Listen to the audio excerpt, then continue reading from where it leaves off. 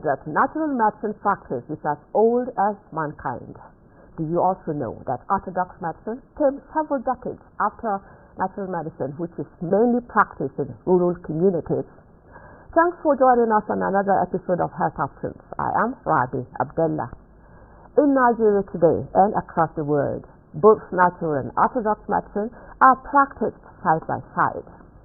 Natural medicine knowledge, with its associated bioresources, is a strategic factor for the overall development of any country, starting from the natural improvement of health, stimulation of small and medium-scale agro-business, small-scale product industries, enhanced raw materials, and a feedstock to the global knowledge economy in research and product economy. The needed clinical research data to validate traditional medicine knowledge, products and technology necessary to transform these resources into innovative, commercially viable products with wide acceptance by clinicians and the public is a task that needs to be achieved. What are the other challenges impeding the development of the sector? Join us for answers to these and more as we peep into the world of Nigeria's natural medicine space, which I would like to refer to as the green gold. You will get to meet my guest, the brand new Director General, Nigerian Natural Medicine Development Agency, Professor Martin Emege, shortly.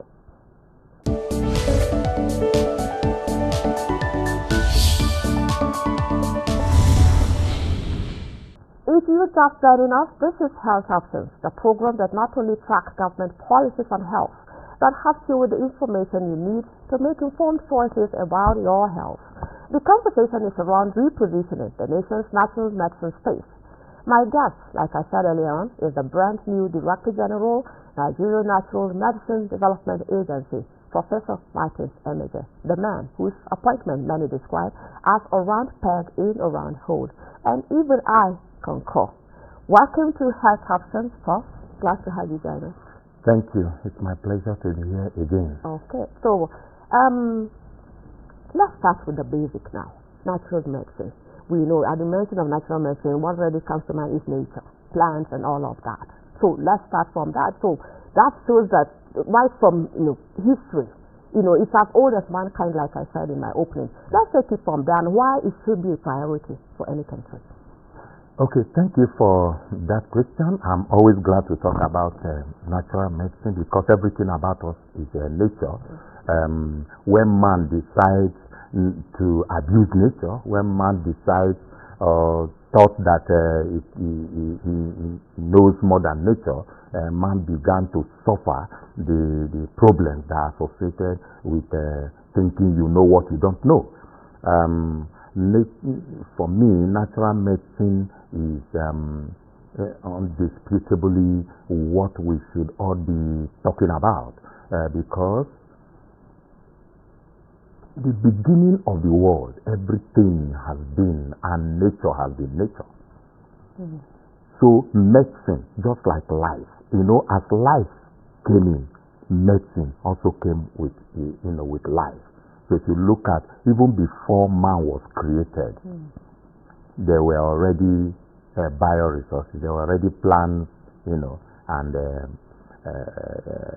things that make up nature, the medicinal, plants that we have today. So all that we needed to do as human beings who have tried to exploit nature, who have tried to conquer nature, was to understand nature, understand these resources that nature has provided for us, and see how we can utilize it to the benefit of man. Okay. In those days when we studied nature study in primary school, we studied the early man and how the early man survived and used plants, animals, and minerals to survive, and they survived and they lived well. And they took care of the ailments or diseases that were around them. Because for every ailment or disease that they had, the solution was within the environment. So there is nothing that is new to nature. Actually, there's nothing that is new to nature. If you can't get something from nature, it is because of the limitations of your own knowledge. It has nothing to do with the faults nature. Okay, something you mentioned earlier on about effective utilization of these natural resources, talking about plants now. I know that medicine sufficiency is a security issue for any country. Let's cast our mind back to the the peak of the COVID era when some countries suffered vaccine nationalism. And it's on that basis I want to ask, the likes of India, the Asian countries, have really, tapped into the resources and are, maximizing the benefit and all of that. And we know Africa being, coming in, it's a continent of the tropics. And we know that we're blessed with various species of these natural plants. What is the limitation for a country such as Nigeria? Okay, so let's look at this limitation from different perspectives and angles. Many will rush to say that our limitation is funding. Funding is key, but for me, that's not the starting point. There's something I call raw pride. For me, what is raw pride? Raw pride is thinking you know what you don't know.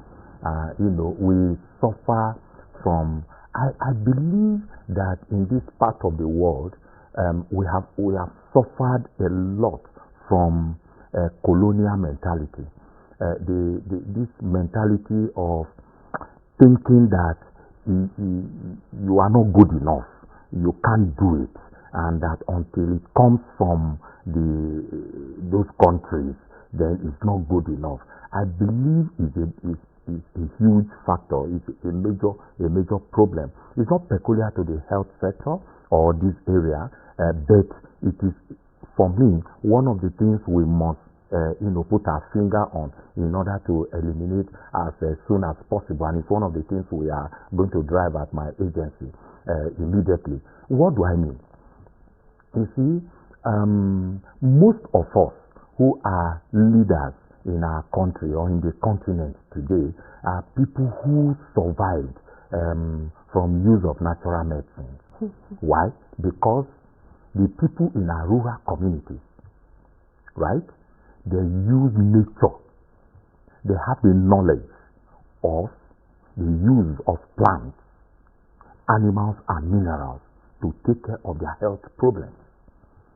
So those of us who have gone out, who are educated, who have been trained, and by taxpayers' money, because I always tell people, if you studied in this country, you should know whatever course you studied, you were actually subsidized, because education is highly subsidized in this country.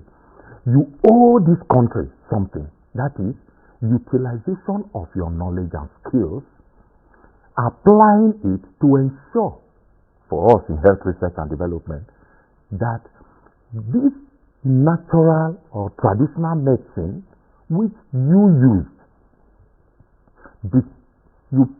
we present them in better way. What do you mean by better way? In forms that are now more stable, more effective, more durable, and for us in the pharmaceutical sector, more presentable. Such that, and then, in a way that even our own people, our brothers and sisters, our parents, who have knowledge of this, who exploit these resources, can now begin to benefit from it financially. Because if you go to our rural communities, our traditional medical practitioners, for example, who take care of the ailments in the society, they don't get anything. In fact, you go to the rural communities, some of them, they just tell you have to drop 5 naira or 10 naira so that the gods will not be angry that it was given to you free. So they don't benefit anything from it. It is our response, but this is cultural. This is how we have grown over the years, thousands of years. Now, modern science and technology, right now I'm in the Ministry of Science, Technology and Innovation. So our responsibility, and that is what the Ministry of Science, Technology and Innovation is driving. We are bringing innovation and creativity into harnessing and exploitation of our natural resources such that they become useful, not just in application of health, they also become financially useful to the people that are exploiting these resources. Because most of these resources that intellectuals work on, we publish them, and then it is being utilized in other parts of the world to develop medicinal products that are imported, they come back to us in a form that we are no longer afford, that we can no longer afford. Take bitter leaf, for example. As I talk to you, bitter leaf capsule comes to Nigeria now, and a bottle of it is not less than 6,000 naira.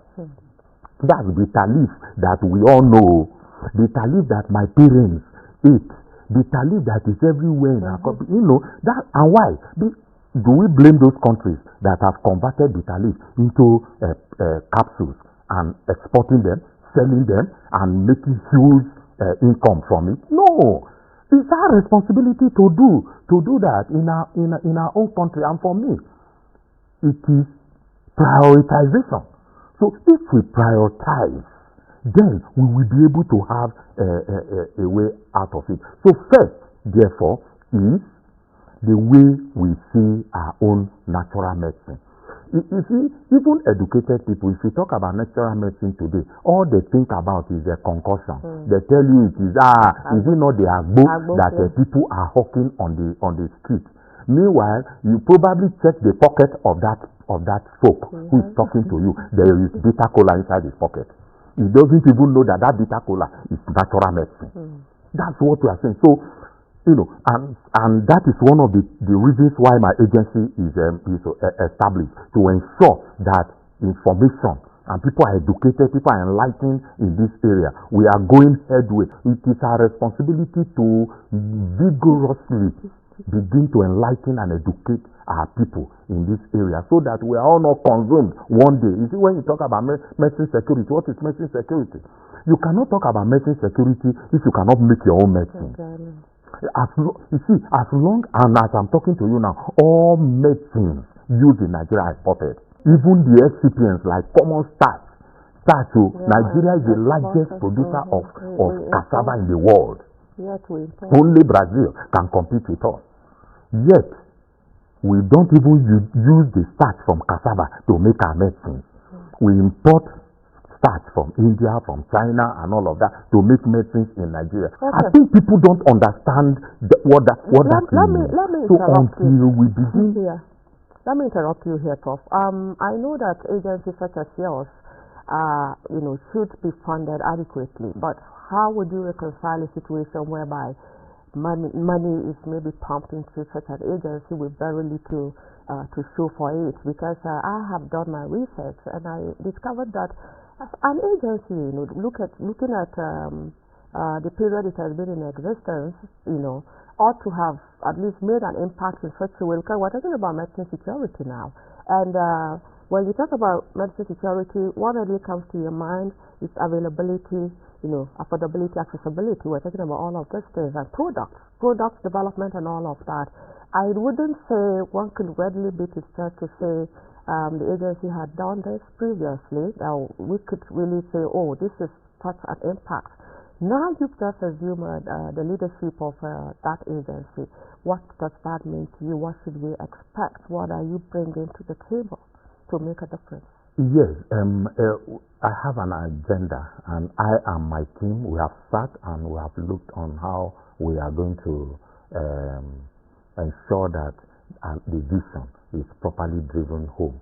By the way, to get the position of a Director General of this type of agency, which is a research institution, there are laid down criteria, and in fact, as part of the recruitment process, the examination process, you are asked to present the vision that you are bringing on, which means if you are appointed by Mr. President, like it was done in my case, it means that the vision which you present, which you wrote down during the exam, has been accepted.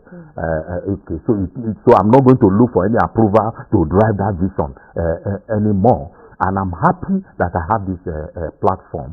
And I have had that discussion with my team, and we are going to go about. We have about 7 things that we say we must do, and we are going to do. In so fact, you have a 7-point agenda. Oh yes, as we talk today, we have about 6 products, but those products will not take themselves to the marketplace. We are looking at how to re-engineer all of that and ensure that we create the proper dossiers that is necessary in drug development, because drug development is scientific, is a process to doing that. So we are going to do all of that. Then my agency is supposed to be found in the 774 local governments in Nigeria. Right now we are just in 8 states. We have research farms, all parts of this country. All parts of this country, even below the local government level, to the world level, you find different type of resources, plants, animals, and minerals, marine life in different parts of our country. And these things have their medicinal values. The type of resources you find in one local government might not be found in another. One state might not be found in another. Similarly, the type of disease that you found in one part of the country may not be found in another one. And you see the way nature is a precision machine, is such that the disease or the ailment you find in a place, the solution to that disease is also found in that place. And this is what informed the approval by the National Assembly and subsequently the assent by Mr. President that my agency should establish research farms. We call it research farms, experimental model farms in all the parts of this country, so that we would not need to say, if you found a particular medicinal plant that is useful in treating a particular disease in, say, Kogi State, you then have to go to Kogi State and harvest and begin to transport them to your laboratory in the Victoria Island in Lagos. No, the research farm is established there.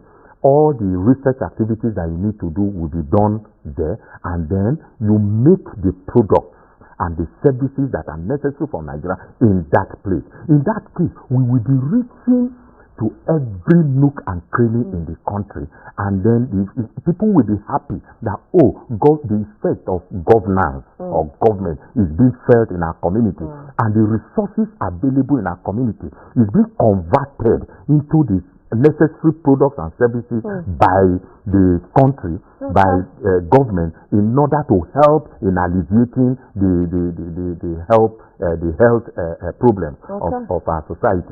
So that's that. We're going to do that immediately. Then you know that traditional medical practitioners actually form the first part of the first set of people, healthcare providers, that are people, it's no longer in dispute that 80 to 85% of our people in developing countries, not just Africa or Nigeria, they have, what they have access to is called traditional medicine, traditional or herbal medicine. Which means the 15%, the other 15% are the people that have access to what people call orthodox medicine. Some people call it conventional medicine, but for me it's not conventional. Because if conventional is normal, it means that traditional herbal medicine is the convention, is the normal for us, and not the so that's what they have access to. I must stop you at this juncture. I know that they are complementary, they need each other, they operate side by side, and the general public needs the services, the healings from both orthodox and the natural medicine in our domain. And it's on this note I'd like to thank you. I know that, I said, when you put a round peg in a round hole, what do you expect? You will expect results. So Nigerians look forward to see you making a difference. Thank you so much, Professor Michael Semeje, Director General, Nigerian Natural Medicine Development Agency, for coming on Health Actions. Thanks for coming. A pleasure to be here. Looking forward for more collaboration. Thank you.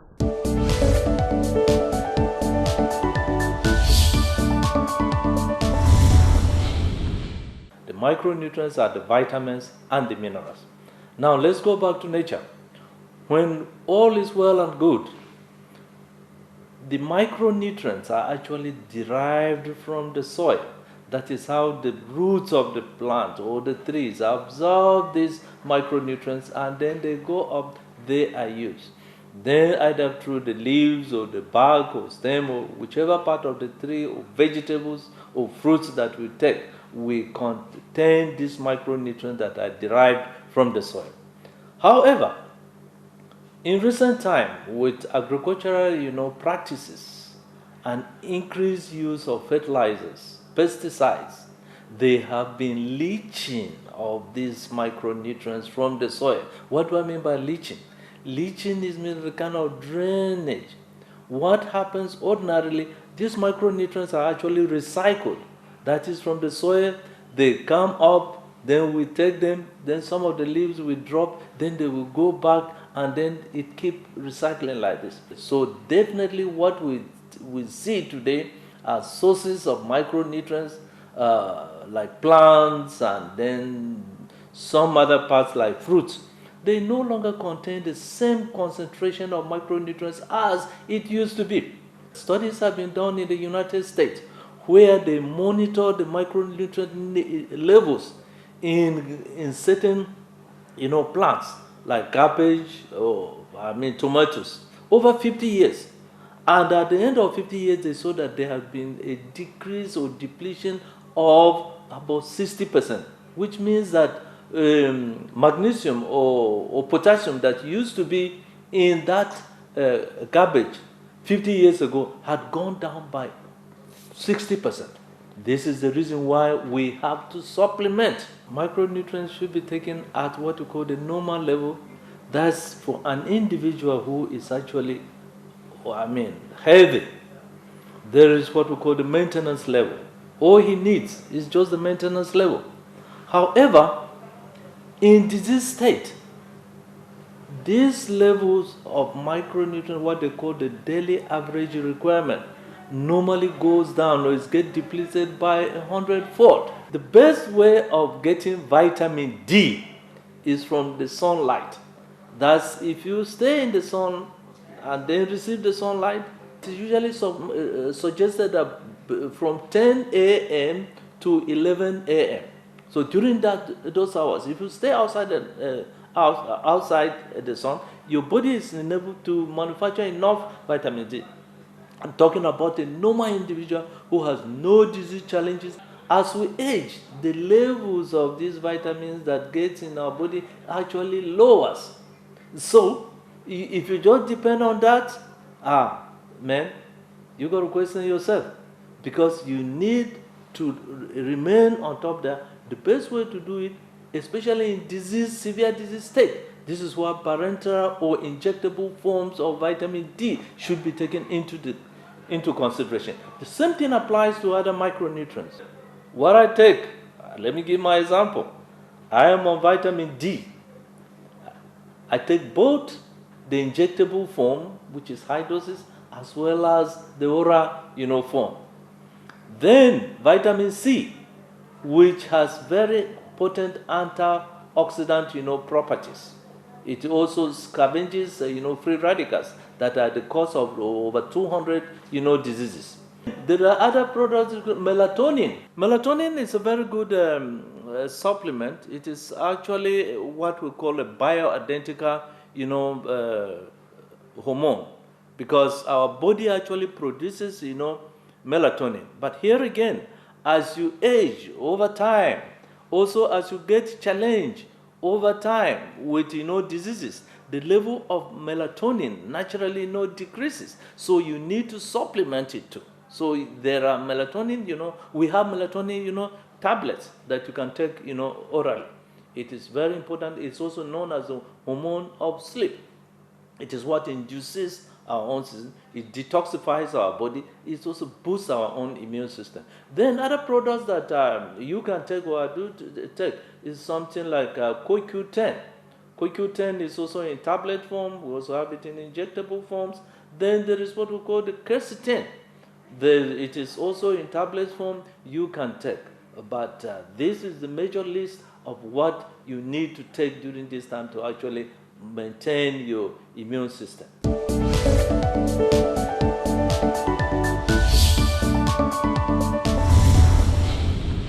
This is where we end this episode of the program. A quick reminder that you can go to our YouTube channel to watch this and previous episodes. I am Swadi Abdullah. Thanks for watching. See you next time. Do stay safe.